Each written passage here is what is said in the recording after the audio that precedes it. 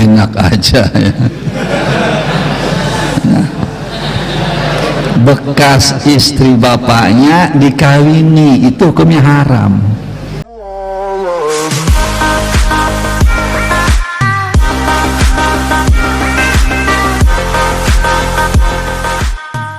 Bismillahirrahmanirrahim.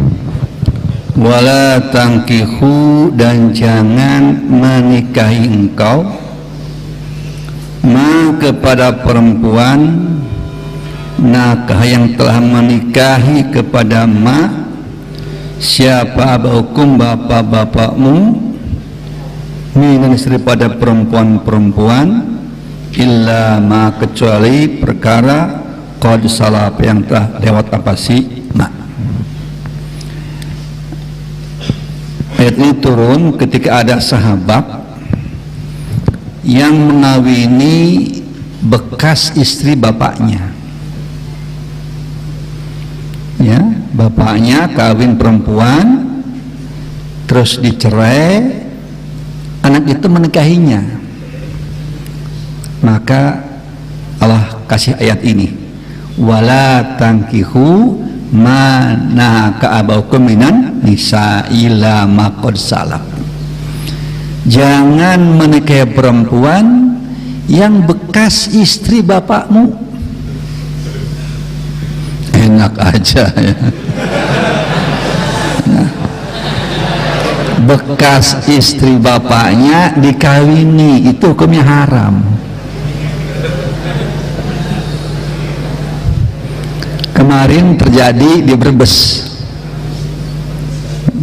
Rumah ini ada seorang yang telepon sama saya, ada anak katanya mengawini mantan istri ayahnya, boleh enggak itu? Saya bilang enggak boleh, itu enggak boleh, haram itu ya. Jadi bekas istri ayah, walaupun dia itu belum dukhul sama itu istri, hukumnya haram dinikahi. Sayang katanya, ya nggak boleh begitu ya, karena apa maksudnya? Takriman lil aba, menghormati kepada bapak. Ini namanya sul adab. Orang ini nggak punya adab, masa bekas bapaknya dikawini gitu, hukumnya haram. Ada begitu kamu ada nggak? Nggak boleh ya. Gimana kalau dia sudah ngawini ketika ada di zaman jahiliyah? Nah, ceraikan. Terlanjur dia nggak tahu mengawini bekas arahnya, ya harus ceraikan. Nggak boleh itu ya. Karena apa? Itu namanya su'ul adab, tidak punya tata krama kepada orang tua. Ini paham belum ya? Kalau ada di kampung-kampung yang begitu, tolong sampaikan. Nggak boleh, haram gitu ya. Hurrimat alaikum ummahatukum. Ayat berikutnya itu menerangkan tentang mahram. Siapa-siapa perempuan yang jadi mahram, yang tidak boleh dikawini. Ada 7 perempuan, baik dari nasab atau dari susuan ya. Apa saja itu? Hurrimat, diharamkan, alaikum, atas kamu semua, siapa ummahatukum, ibu-ibumu. Gak boleh anak kawin ibu sendiri, kurang ajar ini ya. Kawin secara sah nggak boleh ya. Kenapa? Itu tadi itu penghormatan kepada orang tua, itu tidak boleh mengawini itu orang tua, namanya su'ul adab. Maka ibu hukumnya mahram. Sampai ke atas, nenek gak boleh. Ke atas lagi, buyut. Ke atas lagi, apa namanya, bau. Ke atas lagi, apa namanya, ya terserah kamu lah namanya apa gitu sampai ke atas hukumnya haram, itu mahram. Satu, ibu. Dua apa? Wa banatukum, anak perempuanmu juga haram. Sampai ke bawah, cucu, ya, sampai ke bawah terus. Hukum mahram. Namun suka ada ya ayah menggauli istri anak sendiri, itu di luar pernikahan. Sekarang lagi musim itu, lagi musim sekarang, ayah menggauli anak perempuan sendiri, kakak menggauli adik sendiri. Kalau itu anak tiri, ya, tetap juga nggak boleh hukumnya itu. Bukan boleh, nggak boleh gitu. Ya. Anak sendiri kok tega-teganya itu. Dunia terbalik kan. Ya. Kok tega ya? Kok merangsang gitu loh. Kan kurang ajar kan? Darah daging sendiri kok digauli, masya Allah, luar biasa itu. Sebagai lagi yang ketiga, wa akhwatukum, saudara perempuanmu, baik itu kakak maupun adik, hukumnya mahram, tidak boleh dikawini, itu mahram namanya. Saudara kandung, kalau tiri boleh, saudara tiri nggak apa-apa. Misalkan ya, si Ali duda, si Fatimah janda,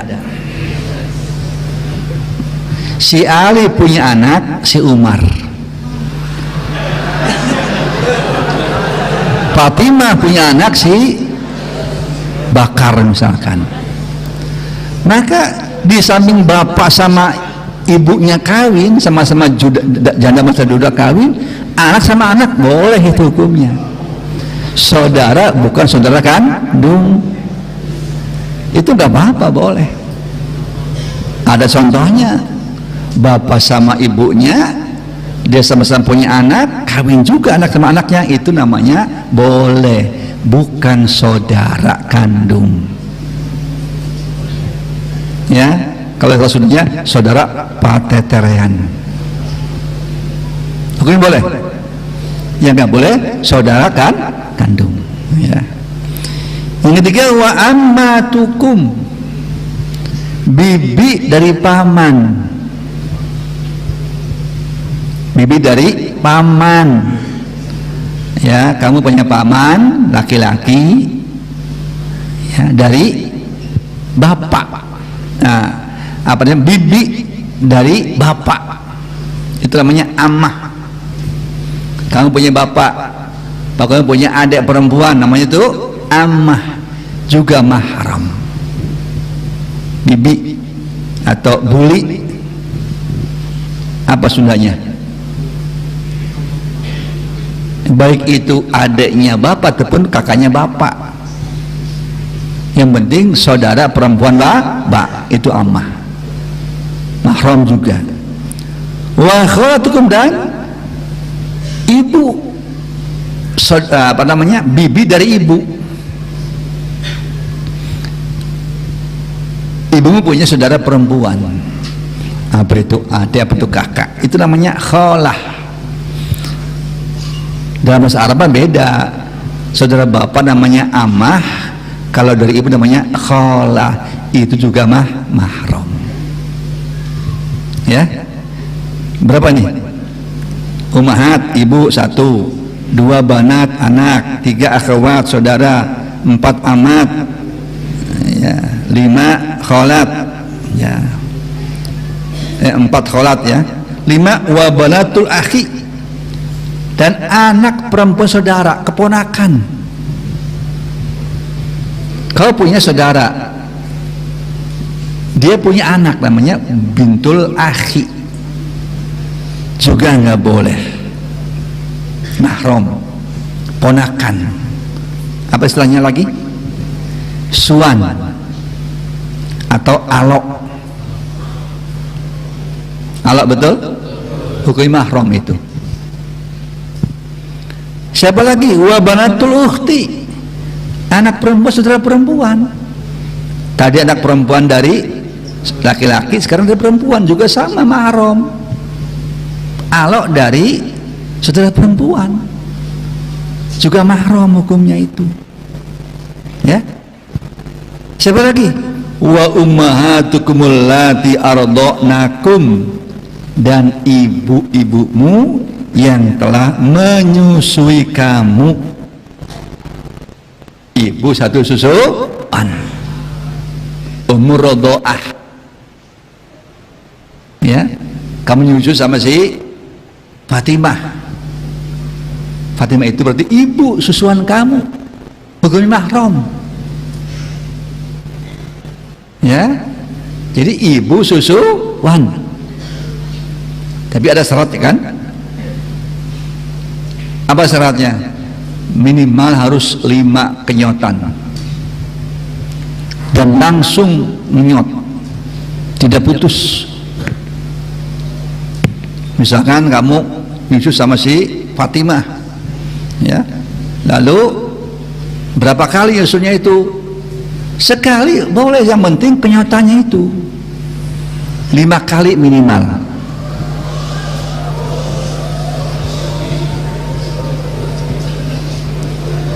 Berapa kali minimal? 5 kali dalam satu masa. Kalau sekarang 1, jam 8 1, jam 9 1, nggak bisa itu, harus sekaligus 5 kali penyot, penyot, penyot, penyot.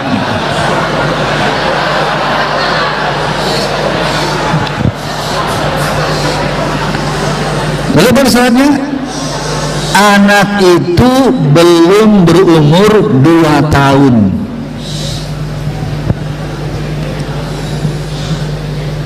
Berapa umurnya? Belum 2 tahun, maksimal 2 tahun. Kalau kamu netek sama anak perempuan misalkan, ya, itu bukan menjadi mahram, itu jadi istri, itu namanya itu. Kenapa? Kamu sudah lewat umur 2 tahun. Ya, jadi apa syarat tadi? 1, harus minimal 5 kenyotan. Yang kedua, sekaligus, tidak putus-putus. Lalu kemudian umur anak itu belum 2 tahun. Sudah gede kayak kamu, ya, netek sama si Khadijah gitu misalkan, maka bukan ibu susuan, bukan, ya, itu. Kemudian siapa lagi? Wa akhwatukum minar radha'ah, saudara perempuan satu susuan kamu. Kalau kamu nyusu sama si Khadijah, dia punya anak namanya Fatimah, kamu sama Fatimah namanya saudara susuan, nggak boleh dikawini, itu namanya akhur radha'ah. Ya, kamu nyusu sama si Khadijah, dia punya anak perempuan, maka kamu sama anak perempuan namanya saudara satu susuan, mahram, nggak boleh kawin. Ya, udah. Siapa lagi? Wa ummahatu nisaikum, dan ibu, wa ummahatu nisaikum, dan ibunya istri kamu. Siapa ini? Mertua perempuan, itu mahram itu. Kamu punya istri Khadijah, Khadijah punya ibu Fatimah, maka sama Fatimah kamu mahram. Kenapa? Dia ibunya istri kamu. Ya, ibu istri. Ya, udah. Sebab lagi, waroba ibukumul lati fi hujurikum, dan anak tiri kamu yang ada di pangkuan kamu, min nisaikum, dari istri-istrimu, alati dakhaltum, yang telah mendukhul engkau, hubungan engkau bihina dengan si alati. Fa'ilam takut, jika enggak ada engkau dakhaltum dukhul engkau dengan si alati, fala junaha alaikum, maka enggak dosa bagi kamu itu. Nah, artinya kalau tadi istri bapak, mantan istri bapak, haram kau nikah, baik sudah kamu, baik dia sudah hubungan apa tidak, hukumnya haram. Tapi kalau mantan istri anak kamu, itu ya, mantan istri anak kamu, nyambung, mantan istri anak kamu juga mahram kalau kamu sudah duhul, sudah bersetubuh. Kalau belum, nggak apa-apa. Contoh, Mas Muka, Ripa kawin sama si Fatimah, contohnya, ya, dicerai oleh si Ripa Fatimah. Bapaknya mau ngawin si Fatimah, boleh nggak? Boleh. Kalau belum duhul. Kalau sudah duhul, nggak boleh. Tapi kalau mantan istri bapak, baik sudah duhul ataupun belum, hukumnya haram. Kalau mantan istri anak, kalau belum duhul boleh. Kalau sudah duhul nggak boleh. Itu ya. Apalagi terus, wa halailu abnaikumul ladina min aslabikum, dan istri-istri anakmu, anak kandungmu.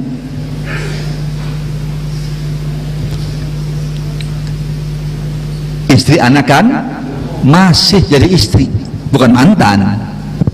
Itu nggak boleh dikawinin. Ya, istri anak kamu nggak boleh, itu nggak boleh.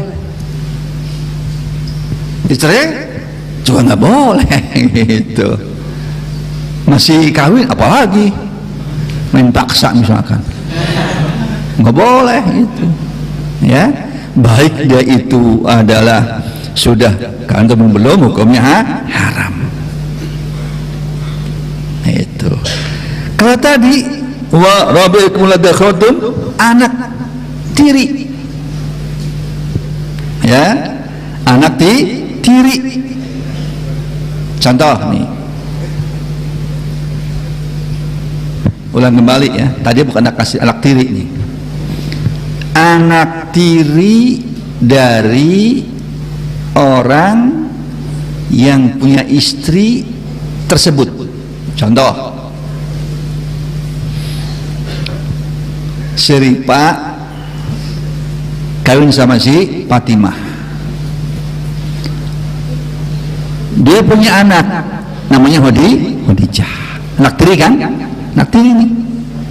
Maka Ripa tidak boleh kawin sama si Khadijah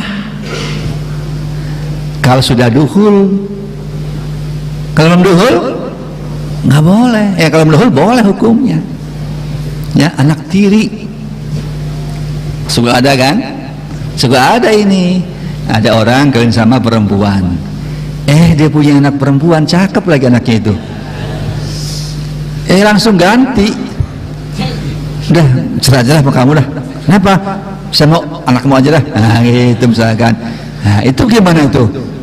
Kalau belum duhul boleh. Kalau sudah duhul nggak boleh. Itu ya. Itu anak tiri dari istri. Kalau sekarang yang seterusnya anak istri dari anak kamu, mantu, gitu kan? Mantu. Paham? Nyambung nggak? Mantu. Istri anak kamu berarti apa? Mantu. Nggak boleh. Cerai gimana? Tetap nggak boleh. Ya. Istri anak kamu. Nyambung. Kalau dari anak tiri kan, sekarang anak istri anak kandung nih. Istri anak kamu, anak yang kandung. Istrinya. Jadi istri masih nih. Ya, kalau itu anak sudah cerai gimana? Sekarang tanya, namanya istri bukan namanya? Mantan istri kan? Boleh kawin nggak? Kalau mantan nggak apa-apa. Bedakan, awas ini orang-orang suka bingung nih. Mantan mantu lah, gitu ya. Mantan mantu, betul, mantan mantu. Ya. Atau mantu mantan. Atau mantan mantu. Mantan mantu lah gitu. Jadi mantu itu nggak boleh kawin. Udah cerai gimana? Ya boleh. Udah cerai kok sama anaknya. Ya, kalau masih dalam perkawinan nggak boleh itu. Udah cerai, boleh, nggak apa-apa. Kenapa? Sekarang bukan istri lagi namanya, mantan istri gitu. Lalu wa antasma'u ban ukhtain, dan juga boleh menggabungkan dua saudara, memadu dua saudara, kakak beradik dimadu. Nah itu nggak boleh itu. Zaman jahiliyah dulu terjadi itu, kakak adik kawin semuanya. Dulu boleh aja, belum ada hukum dulu. Begitu Islam turun, Quran turun ini, maka tidak boleh menggabungkan dua saudara perempuan, kakak adik langsung dikawin berwaring. Atau bukan saudara tapi satu mahram juga nggak boleh. Anak sama ibunya dimadu dua-duanya nggak boleh. Anak sama neneknya misalkan nggak boleh. Nah, timbul pertanyaan, mengapa di sini Allah hanya katakan menggabungkan, memadu dua saudara perempuan, tidak mengatakan perempuan dengan ibunya, dengan neneknya? Karena biasanya orang tertarik dengan saudaranya, jarang orang tertarik dengan neneknya. Misalkan kami kawan Fatimah, dia punya nenek kaya, tertarik, jarang itu. Yang biasa dengan saudaranya.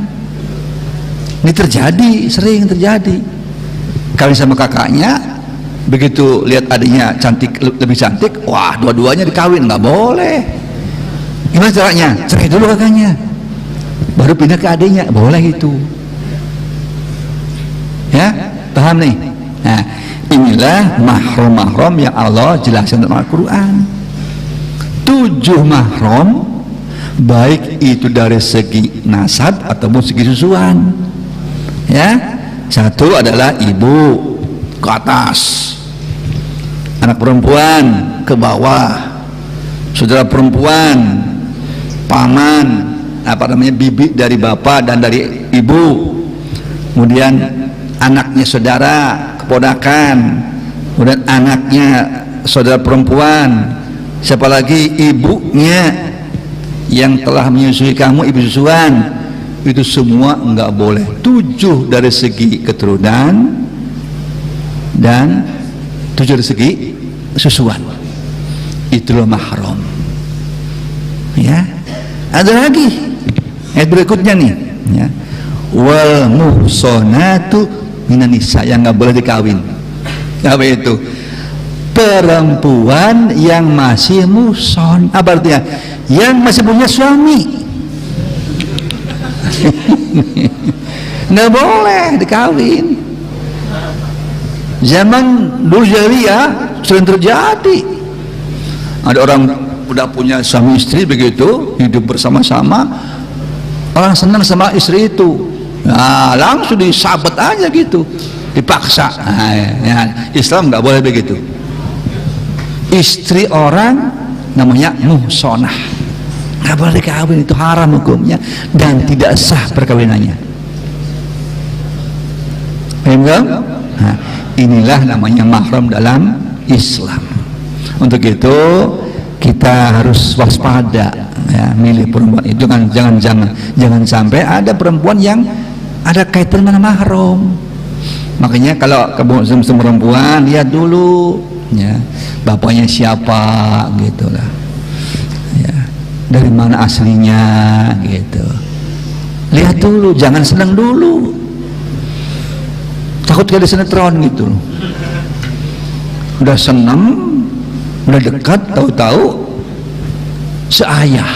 Nah, itu kan, tahu-tahu seibu. Nah itu, makanya lihat dulu namanya siapa, dari mana, siapa orang tuanya, jadi jelas. Kalau senang silakan, jangan sampai sudah senang ternyata mahram ya. Wallahu alam bissawab. Anakku, alhamdulillah kita sudah berkumpul kembali. Alhamdulillah.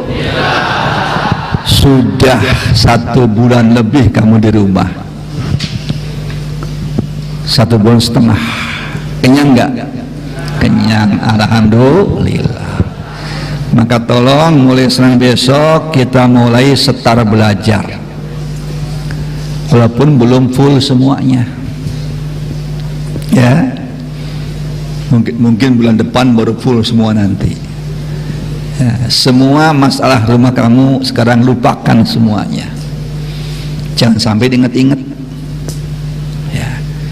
Kita akan masuk Ramadan pada pertengahan bulan April nanti.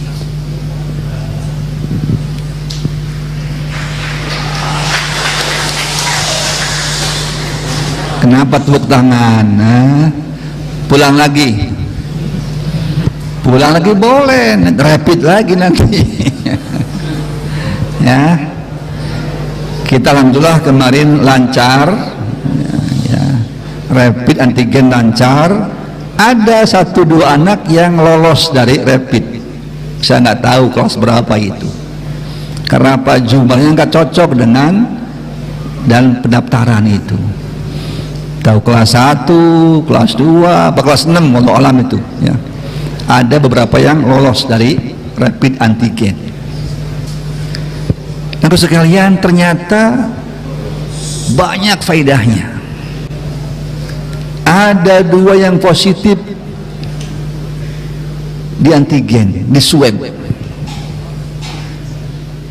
Seandainya tidak ada rapid antigen, dia masuk pesantren, gaul sama teman-temannya, naudzubillah, akan menularkan yang lainnya itu. Sekarang sudah ketahuan, dia diisolasi, diobati, walaupun dia dalam keadaan OTG tanpa gejala, ketahuan itu. Coba kalau kau di antigen tuh, kau masuk ke sini, ternyata kan positif, di kamar bareng, coba jajan bareng, apalagi peluk-pelukan, coba, masya Allah, terjadi kayak di pesantren lain. Satu kena, merembet yang lainnya, puluhan, ratusan, bahkan naudzubillah. Kita alhamdulillah sekarang aman. Namun demikian, tolong ya, protokol kesehatan terus dijalankan, khususnya ketika dari kamar keluar. Besok mulai Senin itu sekolah semua pakai masker. Dan jarak guru dengan murid tolong agak mundur muridnya, jangan maju, mundur 2 meter minimal ya. Jadi bangku besok posisinya agak mundur. Oh ini penuh, tetap mundur. Nah parahnya antisipasi. Kalau gurunya positif, begitu batuk nyebrot sama kamu kena nanti ya gitu. Naudzubillah. Makanya mundur 2 meter. Semua laki perempuan. Kenapa? Sekarang di mana-mana sedang menanjak-nanjaknya yang positif. Bukan cuma Jakarta, Cianjur juga sama, Bandung apalagi, Depok lebih-lebih, Bekasi. Ya, kita antisipasi jangan sampai seperti mereka. Ya, untuk itu maka saya berharap semuanya harus betul-betul waspada. Sayangi diri kamu sendiri, jangan sampai terkena COVID. Repot ya, susah, bagi yang punya penyakit bawaan, naudzubillah ya. Makanya doa kita terus di khamsatun terus baca, jangan sampai tidak. Mudah-mudahan dengan doa itu semua wabah akan terhindar dari kita, amin.